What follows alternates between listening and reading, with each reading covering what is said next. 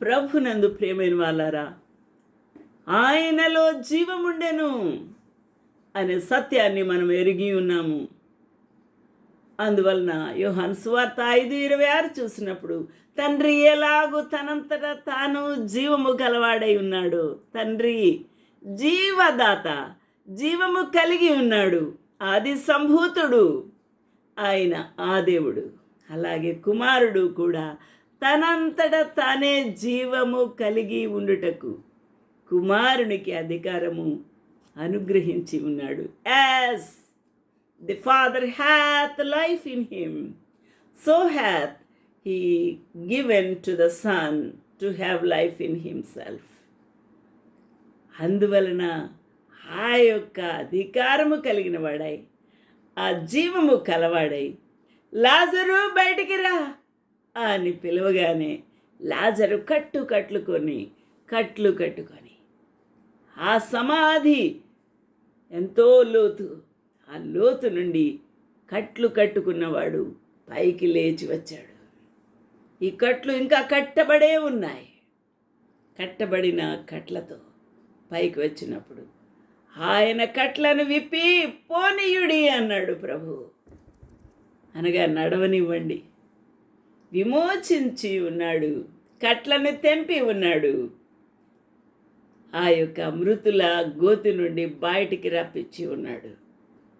ఎందుకు అనగా ఆ ప్రభు శక్తి గలవాడు. ఎటువంటి శక్తి ప్రభువుకు ఉంది? ఇది మన ప్రశ్న. ఆలోచన చేద్దాం. యోహాను సువార్త 11:25. అందుకు యేసు, పునరుత్థానమును జీవమును నేనే. హల్లెలూయా.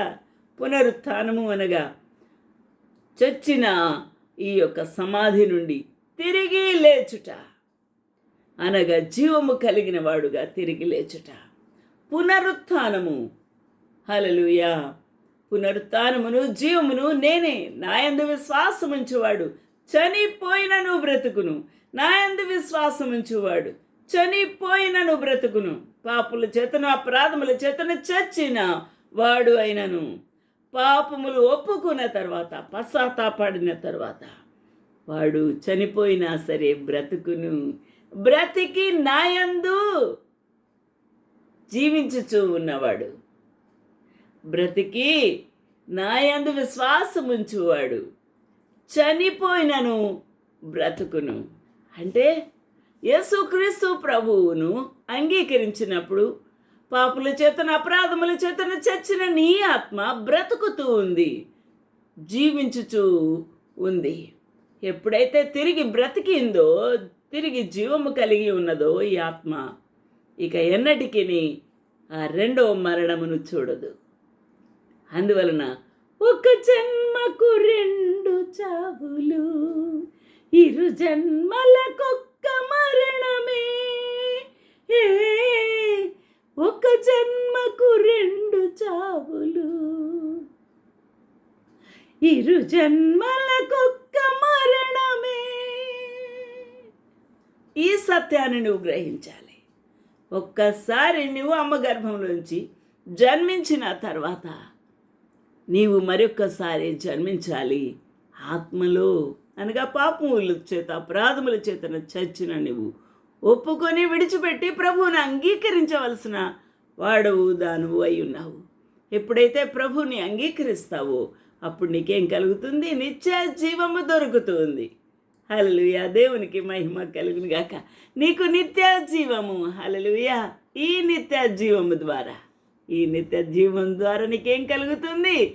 పరలోక రాజ్యము. హల్లెలూయా. పరలోక రాజ్యము. నీకు పరలోక రాజ్యము దొరుకుతుంది. ఈ పరలోక రాజ్యము నీకు కావాలా? ఆ నిత్య జీవము నీకు కావాలా? ఆ నిత్య జీవములో నీవు నీ ప్రభువుని చూసుకుంటూ నువ్వు సంతోషించాలని నీకు ఆశ ఉన్నదా? అలాగైతే నీవు చేయాల్సిన పని అనగా పాపములను ఒప్పుకొనుటే. అంతకన్నా ఇంకా ఏమీ లేదు. ఆయన ఏమీ కోరలేదు. ఆ ప్రభు నిన్ను ఏమీ అడగలేదు, ఏమీ కోరలేదు. నా ప్రియులరా, ప్రభు అడిగిందల్లా విరిగి నలిగిన మనస్సే. పాపులు ఒప్పుకొని విడిచిపెట్టుటే, ఆయన అంగీకరించుటే. అంతే. ఆలోచన చేద్దాం. బ్రతికి నాయందు విశ్వాసం ఉంచేవాడు. యోహాను 11:26. బ్రతికి అనగా పాపములు ఒప్పుకొని విడిచిపెట్టిన తర్వాత, యేసుక్రీస్తు ప్రభుని విశ్వసించిన తర్వాత నీ ఆత్మ బ్రతికింది.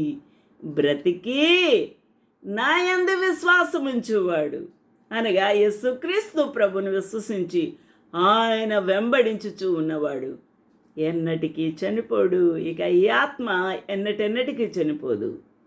హల్లెలూయా. ఎందుకంటే ఆయన జీవము గొప్పది. అందుకనే యోహాను పత్రిక 1 యోహాను 1:2 ఆ జీవము ప్రత్యక్షమాయెను. జీవం ఎలా ప్రత్యక్షమవుతుంది? మానవుడు దానిని ఎలా చూడగలడు, ఎలా పట్టుకుంటాడు అనగా యేసుక్రీస్తు ప్రభువులనే జీవం ఉంది కాబట్టి ఆ జీవమును వారు ఏం చేశారు? స్పర్శించారు. ఆ జీవమును చూశారు కనులారా, ఆ జీవమును చెవులారా, ఆ జీవపు మాటలు విన్నారు. ఆ జీవము ప్రత్యక్షమాయను. తండ్రి యొద్ద నుండి మాకు ప్రత్యక్షమైన ఈ నిత్య జీవమును మేము చూచి ఆ జీవమును గూర్చి సాక్ష్యం ఇచ్చుచు దానిని మీకు తెలియపరచుచు ఉన్నాము. ఆ జీవమును చూసాము, ఆ జీవపు మాటలు విన్నాము, ఆ జీవమును ప్రత్యక్షముగా మేము కనుగొన్నాము. ఆ తండ్రి వద్ద నుండి వచ్చిన ఆ జీవాధిపతి ప్రత్యక్షమాయను. తండ్రి వద్ద ఉండి మాకు ప్రత్యక్షమైన ఆ నిత్య జీవమును మేము చూచాము. ఆ జీవమును గురించి సాక్ష్యం ఇచ్చుచూ ఉన్నాము. ఎవరు చెప్తున్నారండి? యోహాను, యేసు యొక్క శిష్యుడు, ప్రియమైన శిష్యుడు, భక్తుడు. హల్లెలూయా. ఎంత గొప్ప జీవితం ఇది.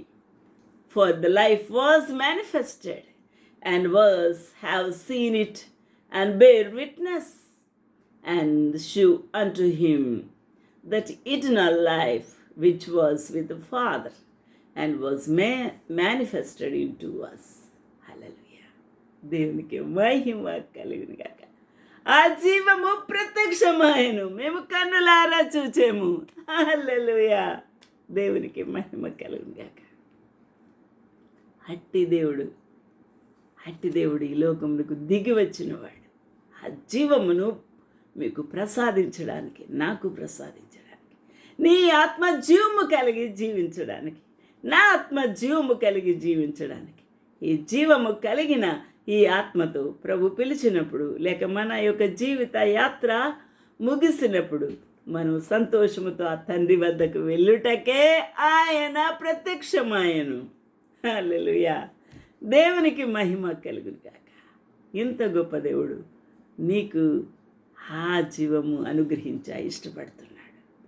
నీవు ఇష్టపడతావా? ఆ ప్రభువుని అందుకుంటావా? ఆ జీవమును రిజెక్ట్ చేస్తావా? వద్దు అంటావా? కావాలి ప్రభు అని ముద్దాడతావా? ప్రభువుని అంగీకరిస్తావా? అది నీ ఇష్టమే. ప్రభు నీతో మాట్లాడుతూ ఉండగా నీ హృదయాన్ని తెరవు. హల్లెలూయా. దేవునికి మహిమ కలుగును గాక. ఇట్టి భాగ్యం ప్రభునికి అనుగ్రహించును గాక. ఆమేన్.